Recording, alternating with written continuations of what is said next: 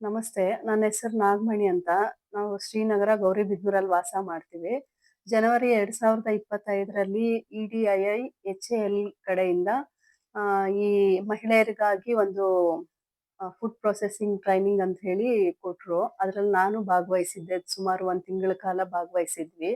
ಅದರಲ್ಲಿ ನಮ್ಗೆಲ್ಲ puliyogare powders, bisibelebath powder, vangibath powder, ಈ ತರ ನಾನಾ ರೀತಿಯ ಪೌಡರ್ಸ್ ತಯಾರಿಕೆ ಮಾಡೋದೆಲ್ಲ ವಿತ್ ಮೆಷರ್ಮೆಂಟ್ಸ್ ಎಲ್ಲ ಹೇಳ್ಕೊಟ್ಟಿದ್ರು. ಅದೇ ರೀತಿ ಉಪ್ಪಿನಕಾಯಿಗಳು, ಹಪ್ಪಳ, ಸಂಡಿಗೆ, ಮತ್ತೆ 7 ಕಪ್ ಸ್ವೀಟು, ಶೇಂಗಾ ಉಂಡೆ, ಎಳ್ಳುಂಡೆ, ಈ ತರ ಸ್ವೀಟ್ಸ್ ಸಹ ಮಾಡೋದನ್ನ ಹೇಳ್ಕೊಟ್ಟಿದ್ರು. ಅದೇ ರೀತಿ FSSAI ಇಂದ ಅವರೇನೆ ನಮ್ಗೆ ಲೈಸೆನ್ಸ್ ಕೂಡ ಮಾಡಿಸ್ಕೊಟ್ಟಿದ್ರು.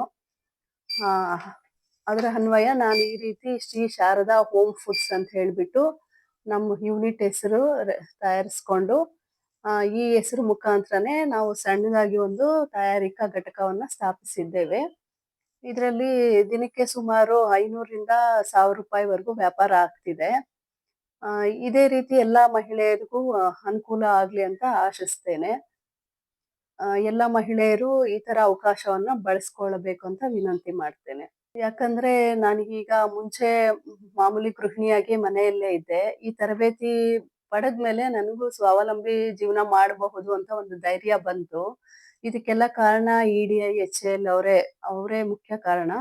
ಇದುವರೆಗೂ ಅವರ ಮಾರ್ಗದರ್ಶನದಲ್ಲೇ ಎಲ್ಲಾ ಕಾರ್ಯಗಳನ್ನು ಮಾಡ್ಕೊಂಡು ಬಂದಿದ್ದೀವಿ. ಅವ್ರಿಗೆ ಧನ್ಯವಾದಗಳನ್ನ ಅರ್ಪಿಸುತ್ತೇನೆ. ಮತ್ತೆ ತರಬೇತಿ ಪಡೆದ ನಂತರ ಈ ತರ ಲೇಬಲ್ ಮಾಡಿಸಿ ಈ ತರ ಪ್ಯಾಕಿಂಗ್ ಮಾಡಿಸ್ತಾ ಇದ್ದೀವಿ. ಶ್ರೀ ಶಾರದಾ ಹೋಮ್ ಫುಡ್ಸ್ ಅನ್ನೋ ಹೆಸರಲ್ಲೇ ನಮ್ಮ ಎಲ್ಲ ಪ್ರಾಡಕ್ಟ್ಸ್ ಮಾರುಕಟ್ಟೆಗೆ ಬಿಡುಗಡೆ ಆಗ್ತಿದೆ. ಇದು ಪುಳಿಯೋಗರೆ ಪೌಡರ್ಸ್ 250 ಗ್ರಾಮ್ಸ್ ಇರುತ್ತೆ. ಈ ತರ 100 ಗ್ರಾಮ್ಸ್, 50 ಗ್ರಾಮ್ಸ್ ಪಾಕೆಟ್ಸ್ ಮಾಡಿರ್ತೀವಿ ಪ್ರತಿಯೊಂದು. ಇದು ಸಾಂಬಾರ್ ಪುಡಿ, ಬಿಸಿಬೇಳೆಬಾತ್ ಪೌಡರು, ಅದೇ ರೀತಿ ಸಾಂಬಾರ್ ಪುಡಿ. ಇದು 7 ಕಪ್ ಅಂತ ಹೇಳಿ ಸ್ವೀಟ್ ತಯಾರಿಸಿದೀವಿ. 250 ಗ್ರಾಮ್ಸ್ ಪ್ಯಾಕಿಂಗ್ ಮಾಡಿದೀವಿ. ಮತ್ತೆ ಶೇಂಗಾ ಉಂಡೆ ಮಾಡಿದೀವಿ. ಇದು ಹುಣಸೆ ಹಣ್ಣಿನ ತೊಕ್ಕು ತಯಾರಿಸಿದೀವಿ. ಇದು ಲೆಮನ್ ಪಿಕ್ಕಲ್ ತಯಾರಿಸಿದೀವಿ. ರಸಂ ಪೌಡರು,